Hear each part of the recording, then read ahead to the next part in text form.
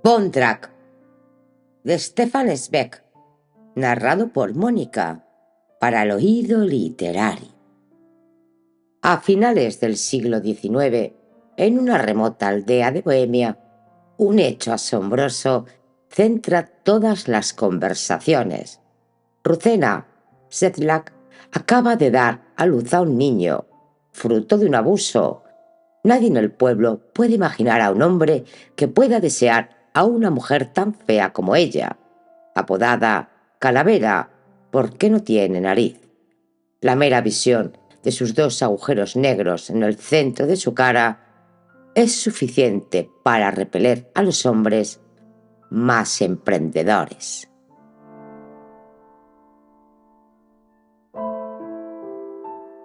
La noticia de que Ruzena Sedlak, conocida por todos hasta en lo más remoto del contorno, con el sobrenombre de la Calavera, debido a su aspecto horrible, que había dado a luz a un niño, algo más difícil de creer, inconcebible, despertó en el otoño del año de 1899 un inmenso alborozo en la pequeña ciudad de Dobrzan, al sur de Bohemia.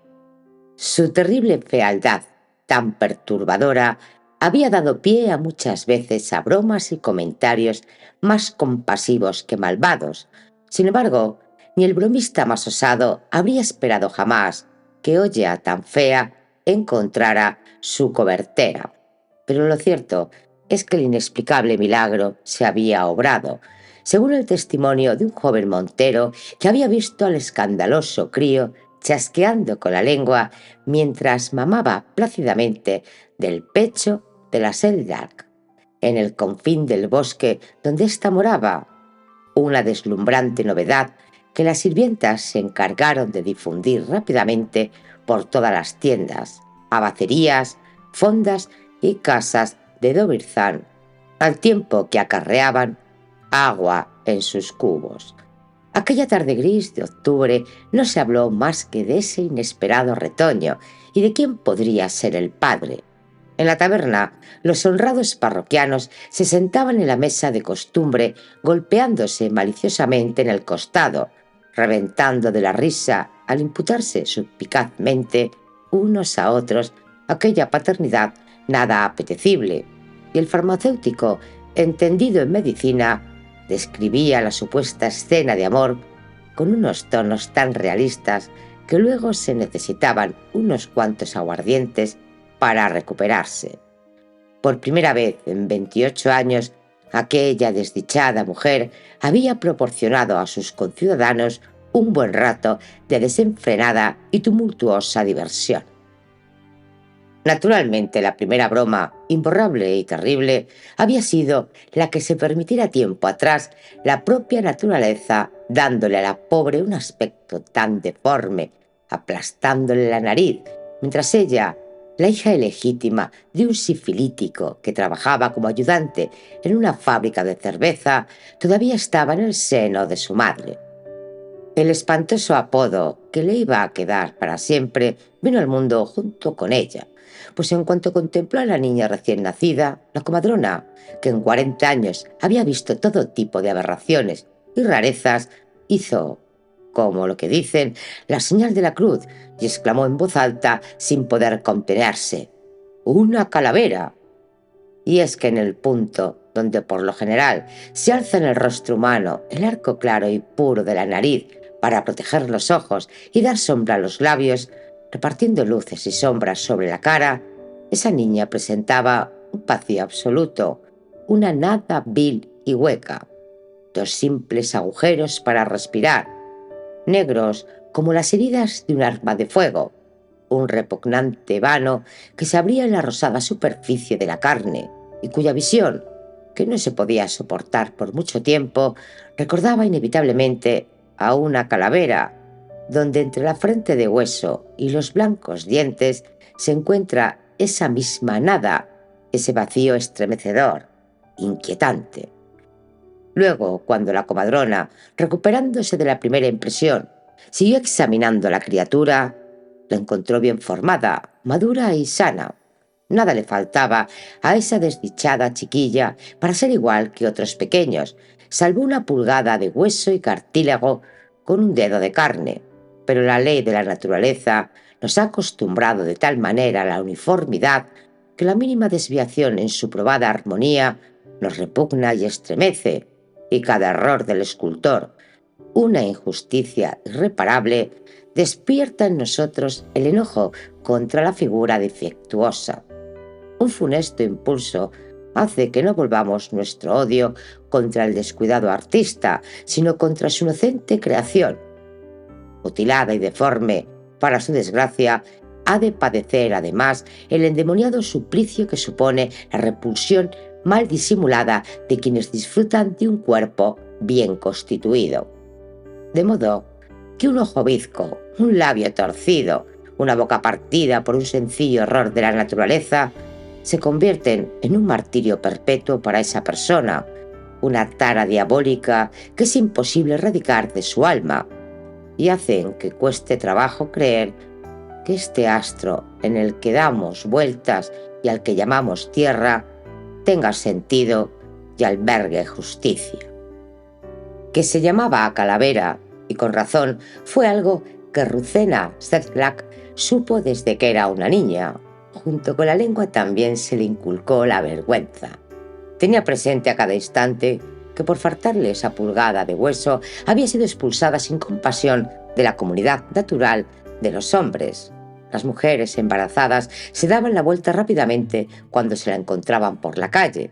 Las campesinas de otros lugares que vendían a vender sus huevos al mercado se santiguaban, pues en su simpleza no se les ocurría pensar otra cosa sino que el diablo le había aplastado la nariz a esa niña. Incluso se veía que los que tenía a su alrededor y se esforzaban por ser amables mantenían los ojos bajos mientras conversaban con ella. Salvo con los animales, a los que no les importa lo feo que sea una persona, pues solo perciben su bondad, no podía recordar que hubiera visto jamás la pupila de un ojo tranquilamente de cerca. Por fortuna para ella, era torpe y lenta de entendimiento, lo que amortiguaba su sufrimiento en el trato con los demás hombres por esa injusticia de Dios.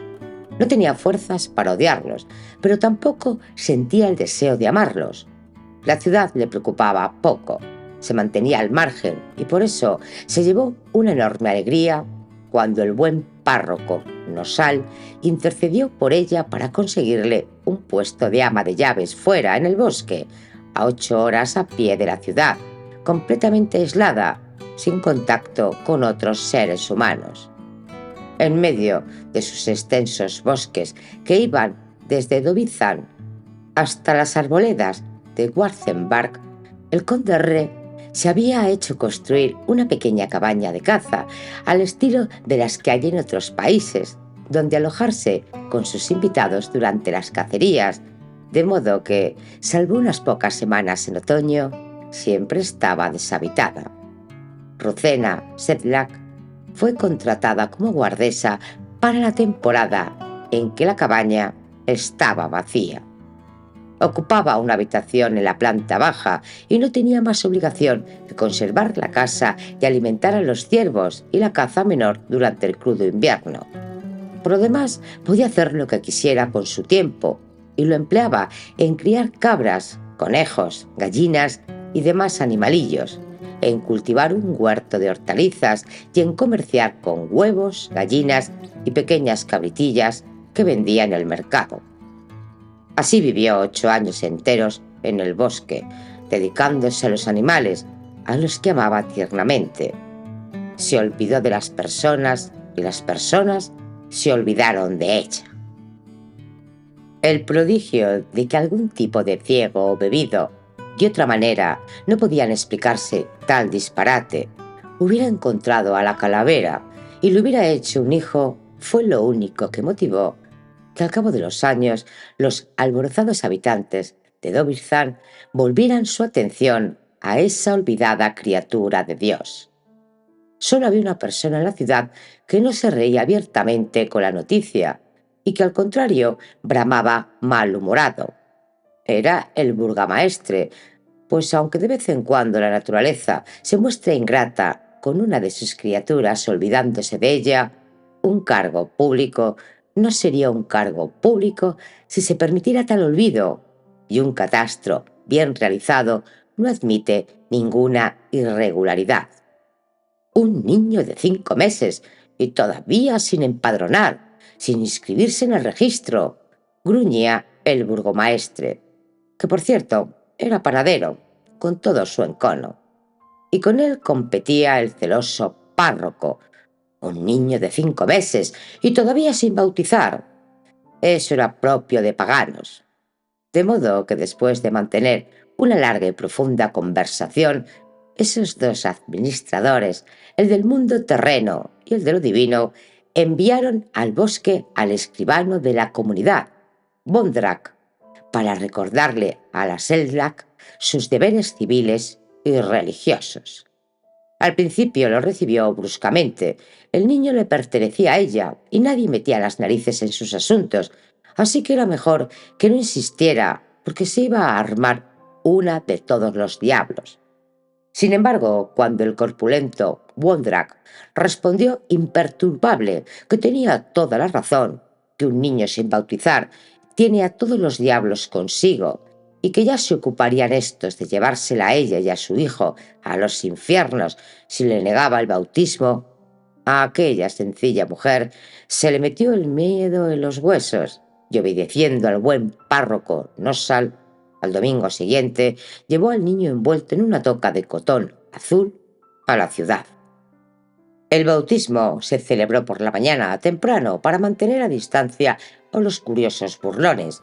Actuaron como testigos una mendiga medio ciega y el bueno de Bondrak, cuyo nombre de pila, Karel, transmitió a aquel muchacho llorón.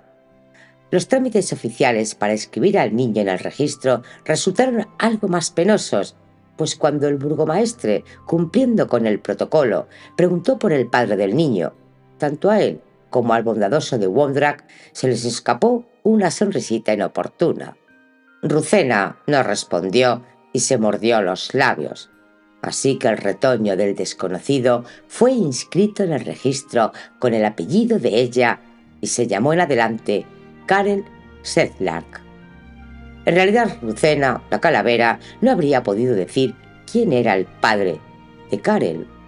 Una tarde de niebla del mes de octubre del año anterior, cuando volvía a última hora de la ciudad con una tinaja a la espalda, se topó en lo profundo del bosque con tres tipos, ladrones de madera o tal vez cazadores furtivos o gitanos, en cualquier caso, gente ajena al lugar.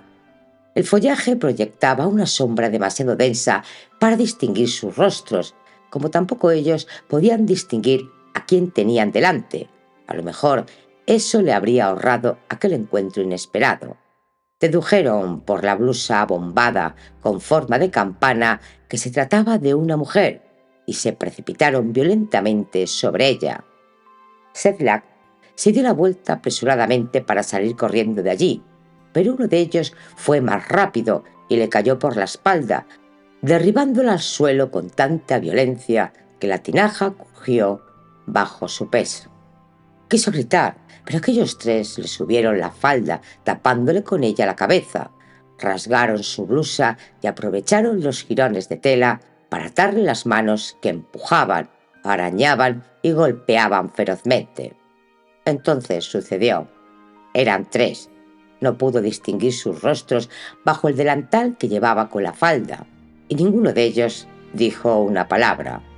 Solo oía risas furiosas, profundas y malvadas, y luego un gruñido satisfecho de placer. Solo sintió el olor a tabaco y los rostros barbudos, manos que la agarraban bruscamente, un intenso dolor, un cuerpo que se precipitaba sobre ella atropelladamente y de nuevo dolor. Cuando el último se apartó, ella intentó levantarse y liberarse. Entonces uno de ellos le dio un fuerte golpe en la cabeza con un palo y la tiró al suelo. No consentían bromas. Ya debían de estar muy lejos cuando Sedlak se atrevió a levantarse de nuevo, sangrando, furiosa, ultrajada, apaleada. Sus rodillas temblaban de cansancio y rabia. No era que se avergonzara. Su odiado cuerpo valía demasiado poco para ella y había sufrido demasiadas humillaciones para que ese vulgar asalto fuera algo especial. Pero su camisa estaba rasgada, igual que su falda verde y el delantal, y además de eso, aquellos granujas le habían roto una tinaja cara. Reflexionó un momento pensando si debía volver a la ciudad para denunciar inmediatamente a sus asaltantes, pero seguramente en la ciudad solo se burlarían de ella y ninguno le prestaría ayuda. Así que se arrastró llena de ira hasta su casa y junto a sus animales, buenos, dulces, que le acariciaban tiernamente las manos con sus suaves hocicos, olvidó por completo el infame incidente. Meses después se asustó al notar que iba a ser madre y al momento tomó la decisión de eliminar aquel hijo no deseado, solo por no traer al mundo otro como ella, solo por evitar que un niño, un inocente, tuviera que pasar por lo que ella había pasado. Era mejor acabar con él, quitarlo del medio, enterrarlo. Para que nadie se diera cuenta de su estado, evitó ir a la ciudad en las siguientes semanas. Y luego, cuando el embarazo ya estaba muy avanzado, se preparó cavando una profunda fosa junto a un montón de estiércol. Se proponía enterrar allí al niño en cuanto viniera al mundo. ¿Quién se enteraría entonces?, pensó. Por el bosque efectivamente no venía nadie. Los dolores le sobrevivieron una noche de mayo y fueron tan fulminantes, tan terribles, que gimiendo bajo esas garras ardientes que aferraban sus entrañas, se dobló sobre el suelo y no le dio tiempo ni para encender la luz. Mordiéndose los labios hasta hacerse sangre con los dientes, sola, dolorida y sin ayuda, dio a luz a su hijo como un animal, sobre la tierra desnuda.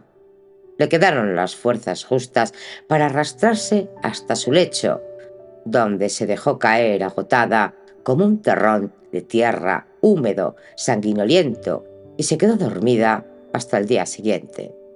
Al despertarse con la luz de la mañana, tomó conciencia de lo que había sucedido y se acordó inmediatamente de lo que tenía que hacer entonces. Ojalá no tuviera que hacer esto al chiquillo. Ojalá estuviera ya muerto. Escuchó y entonces sintió una voz apagada, fina como un hilo, gimoteando desde el suelo. Se arrastró hasta allí.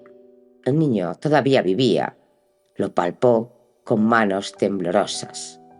Primero la frente, las diminutas orejas, la barbilla, la nariz. Un temblor cada vez más fuerte se apoderaba de ella. Un estremecimiento doloroso y agradable al mismo tiempo. Algo inaudito había ocurrido. El niño estaba bien formado. Ella, la que nació mal, había traído al mundo a un ser puro, verdaderamente sano. La maldición se había acabado. Asombroso. Se quedó mirando atónita aquella bola rosada. El niño tenía un aspecto deslumbrante. Se le ocurrió pensar que incluso era hermoso. No era una calavera, era como todos los demás, y justo en ese momento esbozó una sonrisita minúscula con su boca de renacuajo. Entonces ya no tuvo fuerzas para llevar adelante su propósito y tomó en su pecho al pequeño, que respiraba dulcemente. Ahora había muchas cosas buenas. Ahora la vida ya no pasaba indiferente, sin sentido. Ahora se acercaba respirando muy flojito, lanzando pequeños gritos, y la tocaba con dos manitas infantiles diminutas, rechonchas. Ella, que hasta entonces jamás había poseído nada, salvo su propio cuerpo imperfecto, sentía que tenía algo. Había alumbrado algo perdurable, que la sobreviviría, algo que la necesitaba, que requería de ella. En esos 5 meses, Ruzena Sedlak fue completamente feliz. El niño crecía en su casa, ignorado por todos, y eso era bueno. No tenía padre, y eso era bueno. Nadie en la tierra sabía de su existencia, y eso era muy bueno, pues así le pertenecía por completo a ella sola. Por eso se revolvió tan furiosa y gruñó al pobre de Wondrak cuando éste fue a notificarle oficialmente que tenía que bautizar e inscribir al niño en el registro. En su avaricia, aquella tosca campesina intuía de una manera inexplicable que si la gente sabía de su hijo, se lo quitarían. Ahora le pertenecía a ella y solo a ella, pero si lo inscribían en el registro oficial, si el burgomaestre, el Estado, anotaba su nombre en uno de esos estúpidos libros, desde ese instante, un pedazo de su persona les pertenecería a ellos. De algún modo lo tendrían sujeto por una cadena, podrían llamarlo y ordenarle, y por esa razón, aquella fue la única vez que lo llevó a su Karel a la ciudad con las demás personas. Para su asombro creció hasta convertirse en un hermoso niño de pelo castaño, espaldas anchas, con una nariz curiosa, osada y piernas rectas, ágiles.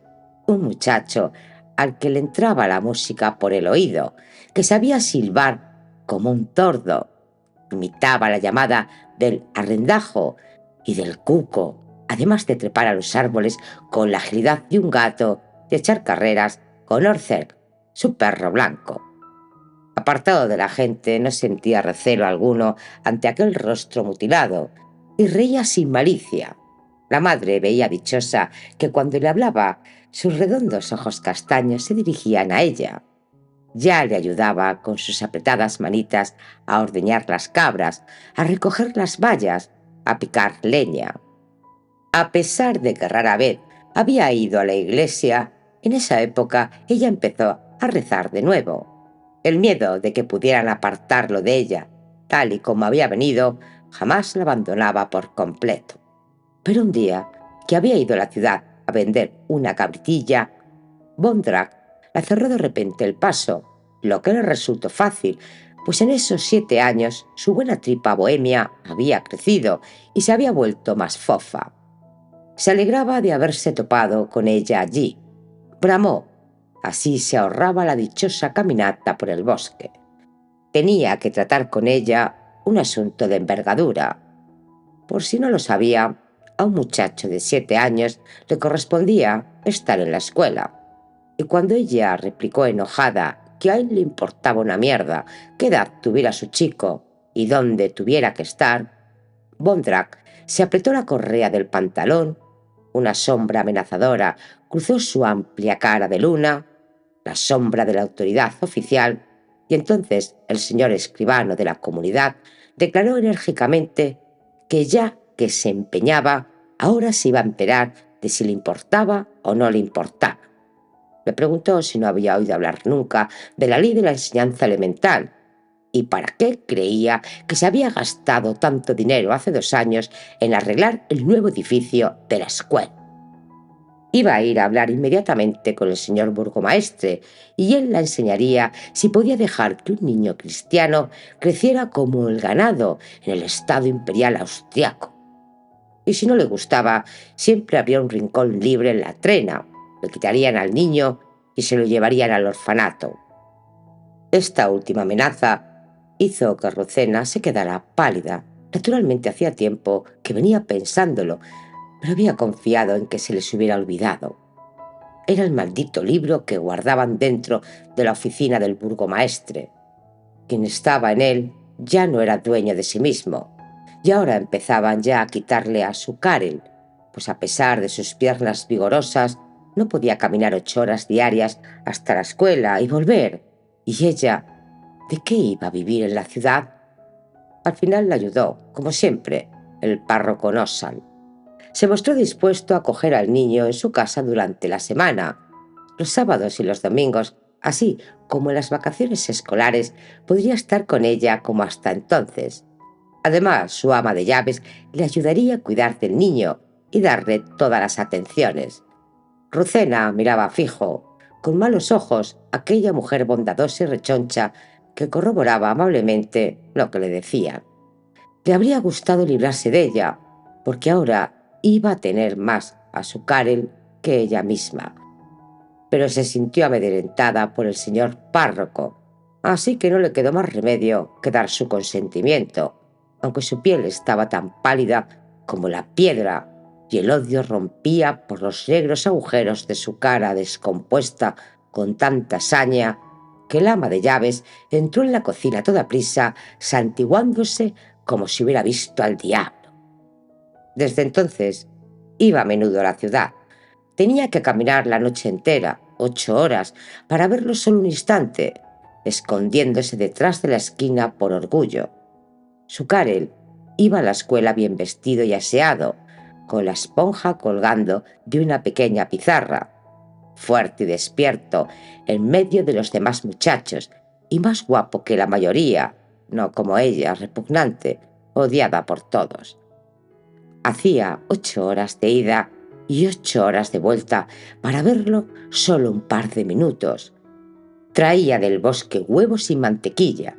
Cada vez era más activa y hábil en los negocios, solo para poder hacerle ropa nueva. Fue también por aquel entonces cuando empezó a saber de los domingos que Dios regalaba a los hombres como un don.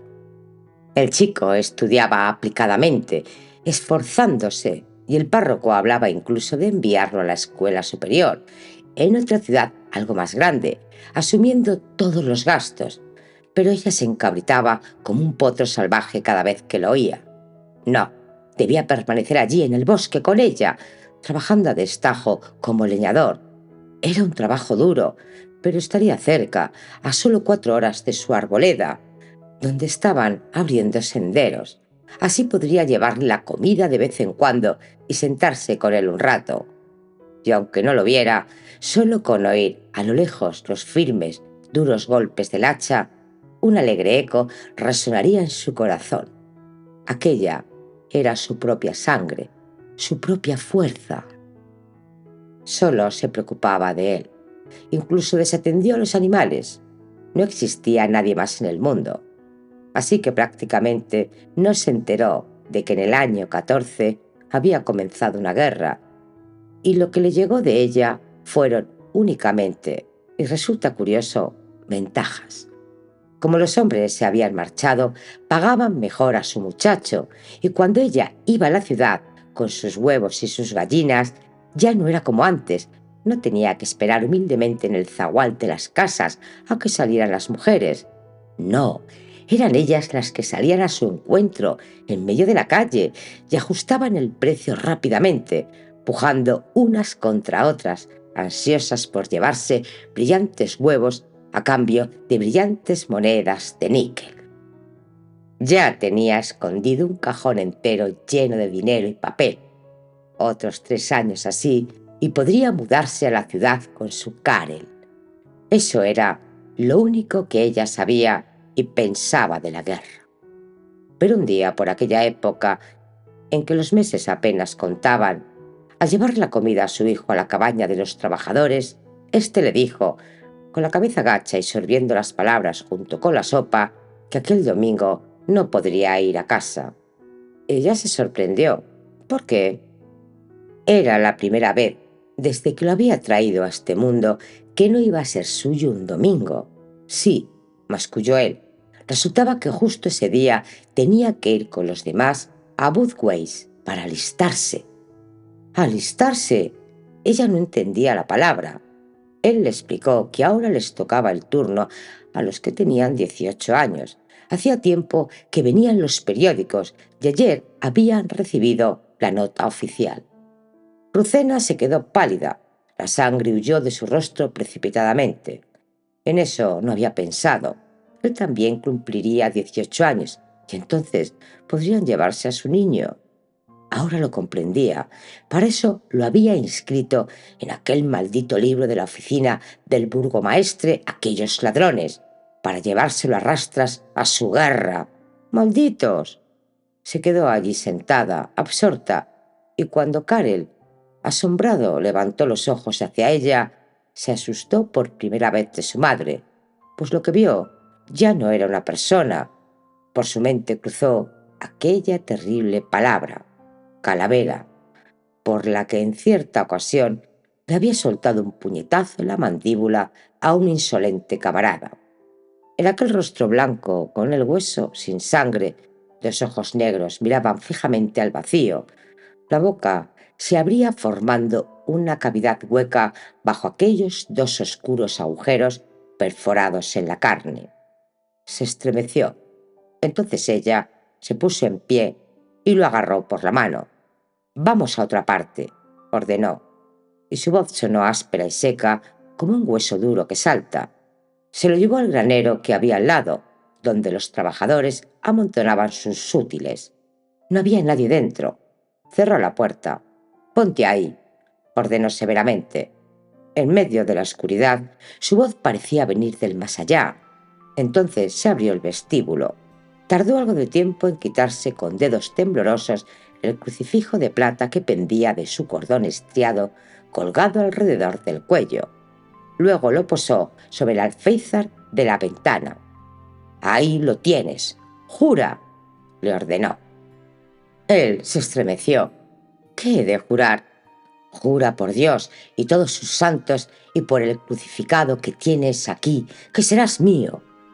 Él iba a preguntar algo, pero ella le puso el crucifijo en la mano, golpeándole con sus dedos huesudos. Fuera se oía el tintineo de los platos, la risa y el chasquido que hacían con la lengua los trabajadores mientras comían. Enfrente al otro lado, los gritos tocaban el violín en el campo. Aquí, en el granero, reinaba una absoluta quietud, mientras su calavera relucía amenazadoramente desde la sombra. Él se estremeció ante su turbio arrebato, pero juró. Ella respiró y volvió a colgarse el crucifijo por dentro del vestido. «Has jurado sobre el crucificado que obedecerás. No vas a ir a esa maldita guerra. Los de Viena tendrán que buscarse a otro. Tú no». Él se quedó sorprendido y asustado como un muchacho. «Pero eso está penado. Todo el mundo tiene que ir. Lo dice en la hoja. Y todos han ido». Ella se rió fugazmente. Era una risa maligna. «Tú no. El emperador tendrá que corromper a otros. ¿Y si me vienen a buscar?». Volvió a reír con voz chillona, maligna. «Esos burros no te cogerán. Te vienes conmigo al bosque, que te busquen allí. Y ahora ve y diles a todos que el domingo te marchas a Woodways. Anuncia que dejas el trabajo y di que te vas a la guerra». Karel obedeció. Había heredado la indolente voluntad de ella, que se conformaba con todo. El sábado por la noche, parte de la ropa, ya la había recogido ya antes, salió a hurtadillas para ir a la casa del bosque. Una vez allí, ella le mostró un lecho oculto en el desván donde debería permanecer durante el día, aunque por la noche podría salir. Ellos no aparecían a esas horas, eso sí, sin acercarse demasiado a la ciudad y llevando siempre consigo a Orcerk, el perro. Él detectaba a cualquiera que se moviera a una milla de distancia. No tenía que preocuparse por los de la ciudad. Jamás se habían acercado hasta su casa, salvo Bondrak y aquel montero, pero ya hacía mucho tiempo que el montero se encontraba enterrado en el Kras italiano, y con Bondrak, el de la panza gorda, ya se apañaría ella. ¡Ja, ja, ja, ja! Pero solo se reía para infundir valor al muchacho. En realidad, por las noches, el miedo pesaba sobre su pecho como una losa. Nadie, salvo el conde y los cazadores, eso era verdad, se habían molestado en acercarse a esa casa escondida, apartada. Sin embargo, su ser vasto e inculto sentía miedo de aquella fuerza desconocida con la que ahora empezaba a batallar. ¿Para qué tenían realmente aquellos libros en la oficina de Dobir Zahn, en Budweis y de Viena? ¿Qué había en ellos? De alguna forma debían de saberlo todo de todos gracias a esos malditos libros. Al hermano de Brad, el sastre, lo habían reclamado de América, sabe Dios cómo, y de Holanda había venido otro. A todos los habían alcanzado esos malditos. ¿Y no iban a poder echarle la mano también a Karen? No iban a averiguar que no había ido a Woodways, sino que se mantenía escondido en el bosque. ¡Ah! ¡Qué difícil era estar sola frente a todos, sin alguien con quien poder hablar! ¿Y si se lo decía al párroco? ¿No le aconsejaría, habiendo vivido tanto tiempo allí? Y mientras desde arriba la fuerte respiración de su hijo cerraba uniformemente la fina pared, ella, su madre, se atormentaba pensando a solas en cómo enfrentarse a la monstruosidad del mundo, en cómo podría burlar a esa gente de la ciudad con sus infames libros, sus notas y certificados. Daba vueltas de un lado a otro sin poder dormirse y se mordía los labios para que su hijo, que estaba arriba y no sospechaba nada, no oyera sus gemidos. Así siguió, echada con los ojos abiertos, espantosamente abiertos a todas las oscuridades de la noche y del horror hasta entrada la mañana. Por fin creyó haber dado con la solución. Se levantó inmediatamente de un salto, recogió sus cosas y salió corriendo a trompicones en dirección a la ciudad. Se había llevado huevos, muchos huevos, y un par de gallinas jóvenes, y con esa provisión fue pasando rápidamente de casa en casa. Una mujer quiso cogérselos todos, pero ella solo le dio 2, pues quería, esta era la argucia que había tramado, hablar con muchas, con todas las de la ciudad, para difundir la noticia cuanto antes. Iba quejándose en todas partes, de casa en casa. Era una vergüenza. A su Karel, el hijo, se lo habían llevado a Woodways, muchachos jóvenes como él, y que se los habían llevado a rastras a la guerra. No, Dios no podía consentir eso. Era intolerable que a una mujer tan pobre le quitaran a quien era su sustento. Es que el emperador no comprendía que cuando se recluta a niños como estos es porque ha llegado el final y es preferible parar. La gente la escuchaba, oscura y compasiva, arqueando sombríamente las cejas sobre los ojos. Algunos se daban la vuelta cautelosos y se llevaban un dedo a los labios para advertirle que fuera prudente, pues hacía tiempo que todo el pueblo checo se había separado en su corazón de los Habsburgo, los soberanos extranjeros de Viena. Hacía tiempo que venían preparando banderas en secreto y velas para recibir a los rusos y proclamar su propio reino. De forma reservada, confidencial, pasándolo de boca en boca, todos ellos se habían enterado de que sus líderes, Kramark y Klospit, se encontraban en prisión. A Masaryk, que trabajaba para ellos dos, lo habían desterrado y los soldados traían del frente noticias inciertas de tropas alemanas que se habían concentrado en Rusia o Siberia. Hacía tiempo que existía un acuerdo tácito sobre ciertas cuestiones en todo el país antes de que individualmente se atrevieran a pasar a los hechos, y en función de ese acuerdo aprobaban cualquier resistencia y cualquier levantamiento. Por eso también escuchaban compasivos y con angustia en la mirada a Rucena, que con íntimo arrobo sintió que la ciudad entera creía su mentira. Según iba pasando, escuchaba hablar a sus espaldas. Incluso a los pobres les había quitado a sus chicos hasta el buen párroco Nosal, que habló con ella y le dijo guiñando los ojos de una manera especial que no había que preocuparse demasiado. Él tenía noticias de que la cosa no duraría mucho más. El corazón le latía con fuerza a esa pobre loca cuando oía hablar a la gente así. Verdaderamente, qué tontas son las personas. Ella sola había engañado a la ciudad entera y estos se lo contarían a su vez a los de Woodways. Los de Woodways, a su vez, a los de Viena. Y así todos pensarían que Karel se había alistado. De esta manera lo olvidarían y después, cuando la guerra hubiera pasado, ya cargaría ella con todas las consecuencias. Para remachar la mentira y resultar convincente ante todos, Ahora iba todas las semanas a la ciudad y continuaba tejiendo sus embustes diciendo que él la había escrito, que tenía que bajar a Italia y lo mal que comía en la guerra. Todas las semanas le enviaba mantequilla, pero sabe Dios si no se la robarían por el camino. Ay, si por lo menos ya estuviera de vuelta de la guerra, si por lo menos ya lo tuviera de nuevo consigo. Así pasaron algunas semanas, pero un día que había vuelto a la ciudad y comenzaba con su letanía, Bondrak tropezó con ella misteriosamente y le dijo: «Entra en casa a beber algo». Ella no se atrevió a negarse, pero un escalofrío le subió por las rodillas al verse en aquella habitación frente a frente con Bondrak, pues se dio cuenta de que quería hablarle de algo importante. Primero recorrió la estancia de un lado a otro, indeciso. Luego cerró cuidadosamente las ventanas y se sentó delante de ella. «Bueno, ¿a qué se dedica tu Karel?». Ella balbuceó que ya lo sabía, que estaba con su regimiento y que el día anterior había inclinado la marcha hacia Italia. Ah, si por lo menos la guerra ya hubiera llegado a su fin. Rezaba a diario por su hijo. Bondrak no replicaba nada, se limitaba a silbar en voz baja para sí. Luego se puso en pie y comprobó que la puerta estaba bien cerrada, por lo que ella entendió que no tenía malas intenciones, aunque se empeñase en evitar su mirada. Bueno, entonces no había problema, gruñó Bondrak.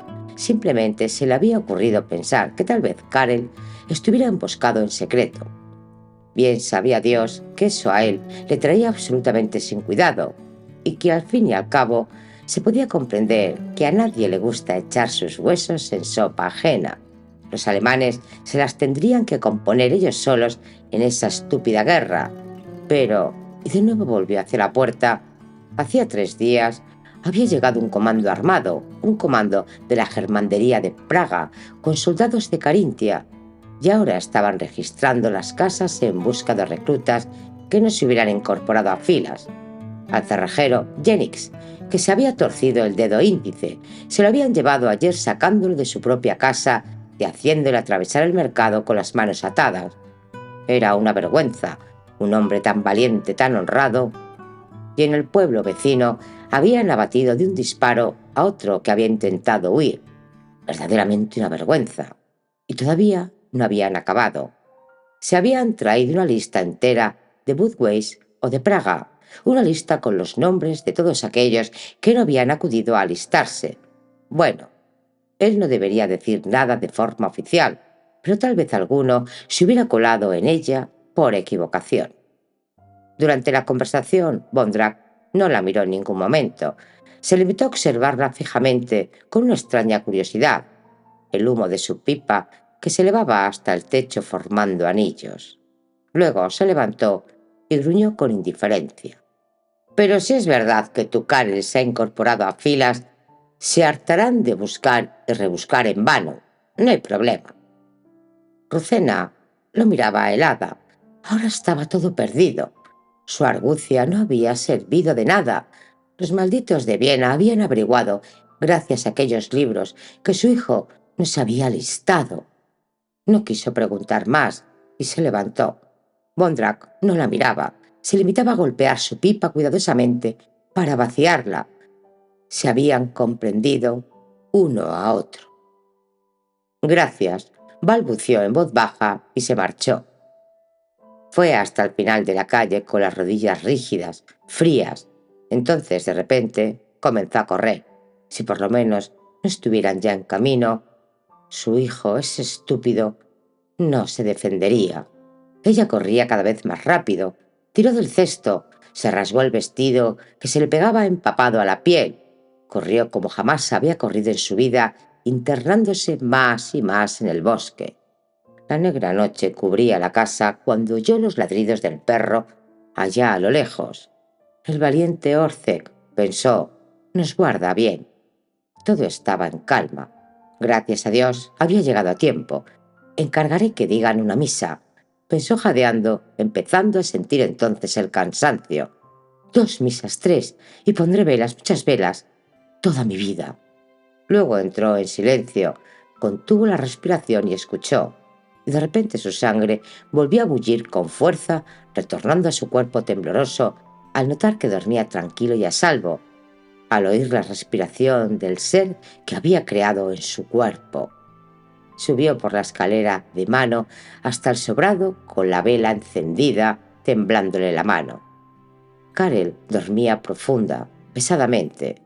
Su cabello castaño, fuerte y espeso, caía grave y húmedo sobre su frente varonil, hermosa. Su amplia, jugosa boca estaba abierta mostrando unos dientes fuertes, firmes, relucientes. La luz de la vela brillaba trémula, con ternura, repartiendo sombra y claridad sobre el candoroso rostro del muchacho. Fue entonces cuando se dio cuenta de lo hermoso y lo joven que era.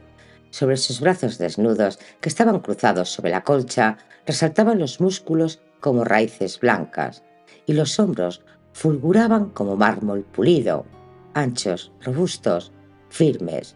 Había fuerza para décadas en esa carne que se había formado a partir de ella, una vida increíblemente plena en ese cuerpo que apenas se había hecho hombre. Y, y se lo iba a entregar a los de Viena por un papelucho arrugado. Sin querer, una risa nerviosa se le escapó entre los dientes. Karel se incorporó asustado, se estiró y miró atontado la luz. Luego, reconociéndola, sonrió con aquella amplia y bondadosa sonrisa que tienen los niños de Bohemia. «¿Qué ocurre?», dijo bostezando con pereza mientras le crujían las articulaciones. «¿Ya es de día?». Ella lo sacudió para despertarlo del todo. Tenía que salir inmediatamente de la cama, de la casa. Iba a prepararle un lecho en lo más profundo del bosque, donde tendría que permanecer los próximos días, sin moverse de allí bajo ninguna circunstancia, aunque pasara una semana, hasta que ella lo llamase. Recogió un montón de heno en un granato, se lo colocó a la espalda y lo condujo por un camino oculto. Anduvieron un cuarto de hora más o menos, hasta la parte más espesa e inaccesible del bosque, donde habían levantado un pequeño puesto de caza. «Allí es donde tendría que permanecer durante el día», le ordenó, sin dejarse ver por nadie. Por las noches podía dar un paseo. Lo tranquilizó asegurándole que ella le traería de comer. Karel obedeció como siempre. No comprendía, pero obedecía. «Al mediodía iría a verlo con comida y tabaco», dijo para consolarlo. Luego se marchó aliviada. Gracias a Dios lo había salvado. La casa estaba en orden.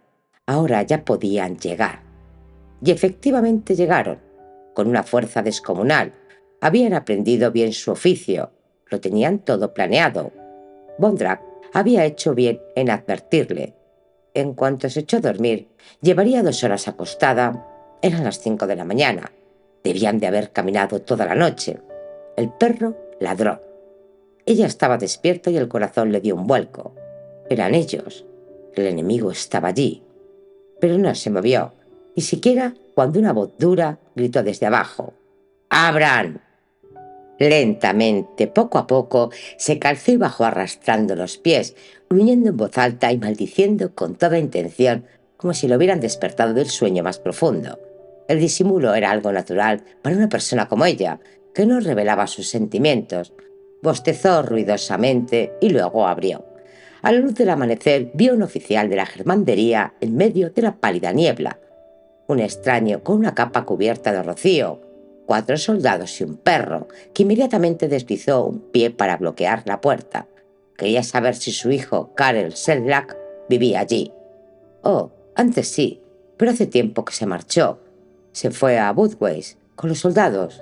Lo sabe toda la ciudad», respondió con rapidez, tal vez con una excesiva y sospechosa rapidez. Y mientras lo decía, no olvidó que hay que mirar a las personas a los ojos, sin demasiada amabilidad, fugazmente, sin comprometerse, o notarían su miedo. Lo había pensado bien. «Eso ya lo veremos», gruñó el oficial entre su barba roja, húmeda por la niebla. Entonces dio una orden en alemán. 2 hombres se apostaron delante de la puerta y 2 fueron detrás de la casa tomando los fusiles que habían llevado al hombro. El perro olfateaba y saltaba alrededor de Orzer, que se apartaba desconfiado. En cuanto los soldados ocuparon sus puestos, el oficial les dijo algo más en alemán. Luego se dirigió a ella en checo. Ahora a casa. Ella lo siguió. En su interior había miedo y una furiosa alegría. Él no está en casa. Puedes buscar todo lo que quieras, pensó. Será en vano. Él entró rápidamente en la habitación. Abrió de golpe los cajones. Un ambiente gris envolvía las cosas. Miró a su alrededor. Sacó las cajas, echó un vistazo debajo de la cama, levantó las almohadas. Nada. Las demás habitaciones, ordenó, haciéndose la tonta para cargarlo. Ella le respondió: no tengo. Las demás son del ilustre señor conde. Solo permite que ande por esta parte de la casa y le prometí que lo respetaría. Él no la escuchaba. ¡Abra! Ella le mostró el comedor del señor conde, la cocina, la habitación del servicio y el dormitorio de los señores. Él lo registró todo. Tenía práctica. Golpeaba las paredes. Nada. Su rostro adquirió un aspecto enojado. Ella exulaba de alegría, una alegría desbordante, maliciosa. Él señaló a la escalera. «El sobrado», ordenó. Una nueva ola de alegría la sacudió por dentro. Efectivamente, Karel había estado durmiendo arriba, en el sobrado. Había sido una suerte que el valiente Bondrak le hubiese advertido. Si no, esos perros lo habrían cogido allí. Él subió por la escalera. Ella lo siguió. Allí estaba su cama, en un cajón. Entonces se le ocurrió pensar que habría debido de guardarlo. Estaba su ropa. Ella observó que el lecho de paja no estaba arreglado. Lo había olvidado. Él también lo notó. Quería saber quién dormía allí. Ella se hizo la tonta.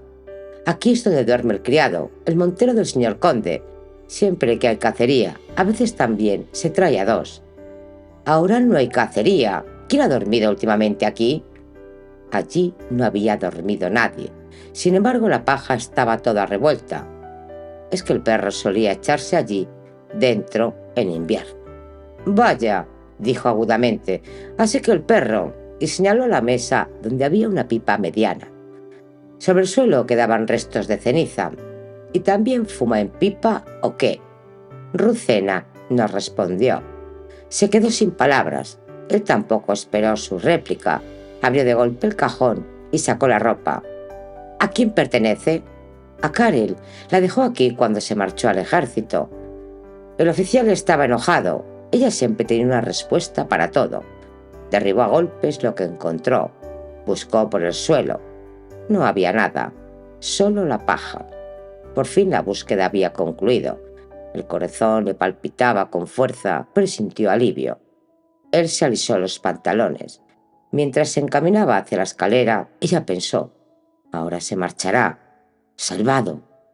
La sangre volvía a fluir en torrentes por sus venas, pero el oficial se detuvo al llegar a la puerta. Levantó la mano, se llevó los dedos a la boca y lanzó un silbido. Rucena se asustó, se estremeció. El silbido se le metió por el oído hasta llegarle a las entrañas. ¿Qué era aquello? El miedo a lo desconocido se apoderó de ella. El perro subía moviendo la cola. Llegó orgulloso de que lo hubieran llamado y empezó a bailotear armando un pequeño revuelo. Era una especie de perro pastor con ojos inteligentes y una gran cola.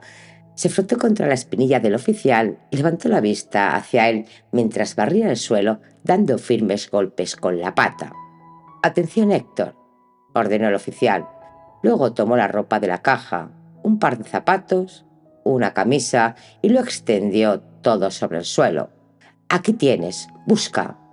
Héctor se acercó, adelantó un poco su aguda cabeza y enterró el hocico en la ropa, olfateando también el zapato. Su nariz temblaba, olisqueó la bota dejando escapar un sonido tenue y seco al tomar el aire. Temblaba, movía vivamente el rabo, excitado, impetuoso. Sus costillas, su interior, se agitaban. Olía algo. Le habían puesto una tarea. El oficial le gritó y levantó el brazo señalando el lecho. El perro cogió y lo olfateó. Luego pegó la cabeza al suelo y fue de un lado a otro en diagonales. El diablo se escondía en aquel perro. Sus ojos lanzaban chispas. Había captado algo en aquellas diagonales y siguió su rastro hasta que por fin se colocó ante los escalones superiores de la escalera. El oficial iba tras él. «¡Busca, busca!», lo azuzaba. El perro ya estaba en el umbral, seguía la pista. Bajó olfateando la escalera con el comandante de la gendarmería detrás de él. Al llegar abajo dio a los soldados una orden. 4 de ellos dieron un paso al frente y siguieron al perro. Héctor iba nervioso de arbusto en arbusto y luego volvía a la casa. Por fin se apartó lentamente de la puerta y se dirigió resollando hacia el bosque. A Rucena le dio un vuelco el corazón. Bajó corriendo la escalera y sin pensarlo se dirigió hacia la puerta. Quería seguirlo, ir por delante de él, gritar, advertir, evitarlo. Ni ella misma sabía qué. Pero el comandante de la gendarmería la detuvo cerrándole el paso de pie en el marco de la puerta. «Quédese ahí, siéntese ahí», señaló al banco que había junto a la estufa bordeando el hogar. No se atrevió a replicarle. Se quedó allí encogida. Oía los pasos de los soldados. Restallaban correas. Ahora estaba sola con el comandante. El oficial se sentó a la mesa como si ella no estuviera allí. Golpeó sosegadamente su pipa de sap para vaciarla. La volvió a llenar y comenzó a fumar con deleite. Tomaba bocanadas muy lentas. Podía esperar pacientemente, pues estaba seguro de su triunfo. Se había quedado muy tranquilo. Rucena solo oía cómo exhalaba el humo de sus pulmones. Su sosiego se hacía notar. Ella estaba sentada y lo miraba fijamente con las manos frías, caídas. Le pareció que su sangre huía hacia adentro, helada por el aire. Su interior soportaba tal tensión que parecía a punto de desgarrarse. Estaba paralizada por lo que ocurría. Su respiración se cortaba violentamente para poder oír algo en el bosque. Sentía cada soplo, cada aliento sobre el pulso que reverberaba en sus oídos y se preguntaba a sí misma, a su torpe cerebro, si él lograría escapar. De repente sacó las manos, se palpó la blusa, tocó el lugar donde estaba el crucifijo, lo apretó, empezó a rezar, rezaba y rezaba, el Padre Nuestro y las demás plegarias que conocía. Sin querer se le escapó una palabra en voz alta. El oficial se volvió y le levantó una mirada acerada y a su parecer burlona. «Te tengo, calavera, espera y verás», estaría pensando, pues ese era el aspecto que tenía en aquel instante. La frente más que dura entre los cabellos desordenados, la boca abierta de modo que los dientes brillaban intensamente y luego los agujeros negros, los ojos y la nariz. Él se dio la vuelta. Sin darse cuenta, escupió al suelo y restregó el viscoso jugo de la pipa con el pie, lentamente, sin alterarse, sin prisa. Ella estaba tan angustiada que estaba a punto de gritar. No podría soportarlo más. El paso del tiempo pesaba sobre ella. Una eternidad. Temblaba. Quería arrojarse ante él, suplicarle de rodillas, implorarle, besarle los pies. Era, a pesar de todo, un ser humano, solo que de uniforme, inaccesible, envuelto en un halo intangible de poder, enviado por el enemigo. Pero si lo hiciera, seguramente se delataría. Tal vez no lo encontraran. Volvió a escuchar, escuchó concentrando todas sus fuerzas en el oído. Una eternidad. Era lo más espantoso que había soportado hasta entonces en sus 40 años.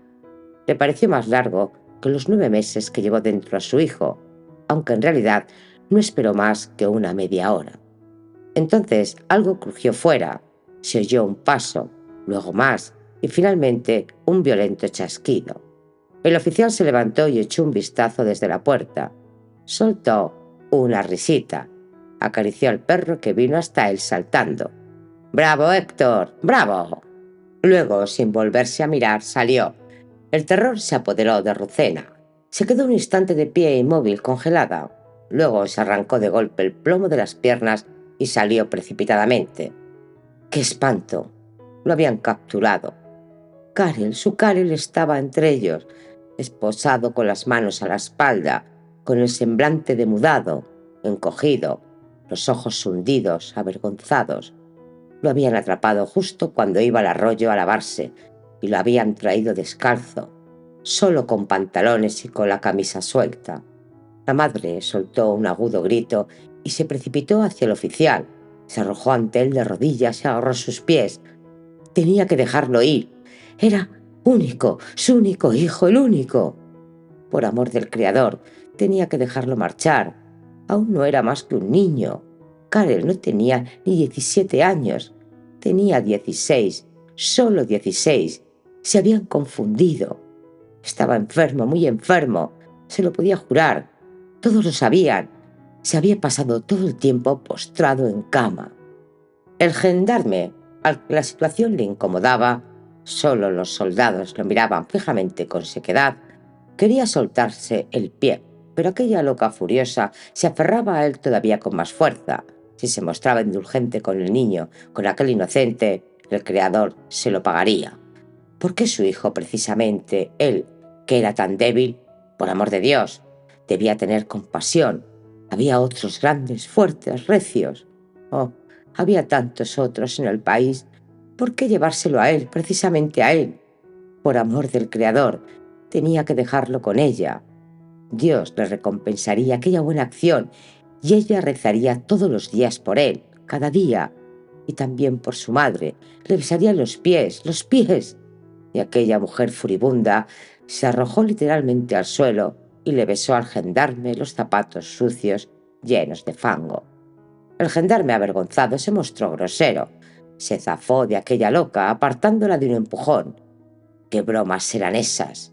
Miles y miles de muchachos habían marchado a la guerra por el emperador y ninguno había abierto el pico. Si era verdad que estaba enfermo, eso ya lo dirían los médicos. Tenía que estar contenta de que no pusieran inmediatamente contra la pared aquel prófugo. Todo desertor tendría que ser fusilado como dicta la ley. Y si dependiese de él, no pudo seguir hablando, porque en medio de aquella frase ella le saltó encima.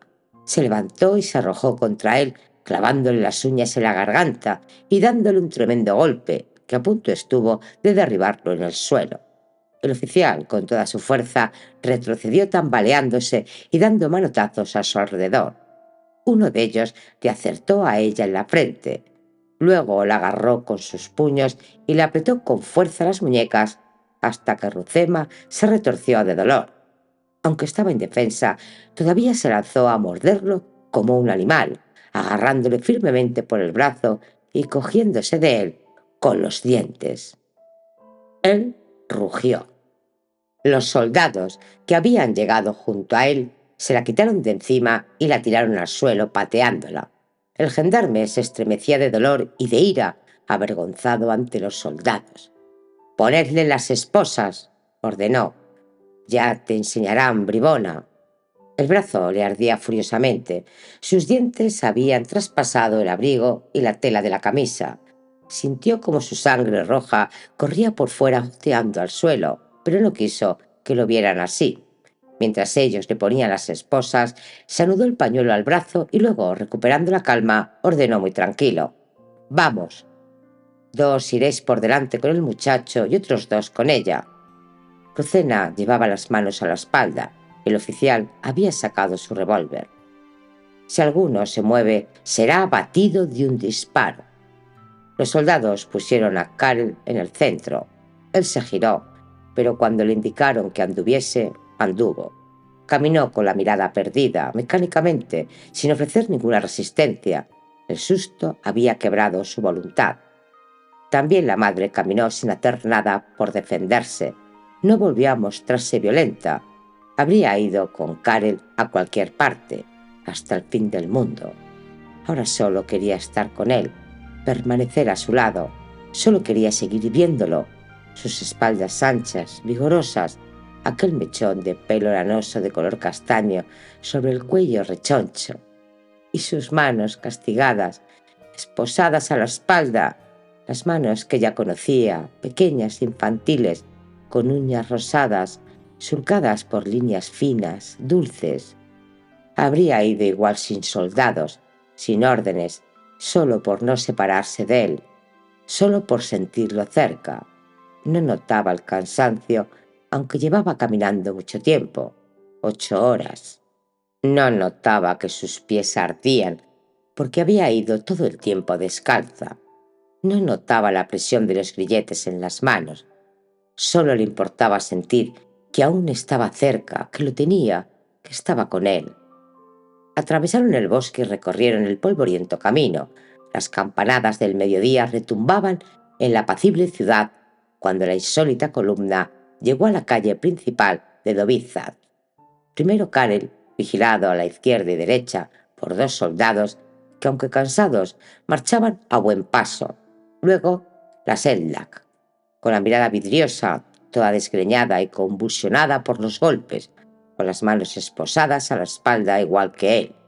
Y por fin, el oficial, serio, estricto, haciendo un visible esfuerzo por mantener la compostura. El revólver lo había vuelto a guardar. El murmullo del mercado enmudeció. La gente salía a las puertas con mirada sombría. Los cocheros se alzaban sobre sus pescantes, descargando furiosos la fusta sobre los caballos, y escupían fingiendo que lo hacían por necesidad, cuando no era así. Los hombres arqueaban las cejas mascullando detrás de sus barbas, apartaban la vista y, sin embargo, estaban pendientes de lo que ocurría. Era una vergüenza. Primero los niños, hasta los de 17 años, y ahora se llevaban a rastras incluso las mujeres. Toda la indignación y el rencor de un pueblo que hacía mucho tiempo que percibía esta guerra austriaca como un asunto de un país extranjero, y sin embargo todavía no se atrevía a alzar los puños. Seguían sin manifestarse y, sin embargo, se traslucían amenazadores en los 100 ojos de los ciudadanos de Novi Sad. Ninguno hablaba. Todos guardaban silencio. En la calle solo se oían los pasos de los soldados. De algún modo, el instinto animal de Rocena percibió la fuerza magnética de aquella amargura, pues de repente, en medio de la calle, se tiró al suelo entre los soldados, pataleando y revolviéndose, y empezó a gritar con voz chillona: «¡Ayudadme, hermanos! ¡Por amor de Dios, ayudadme!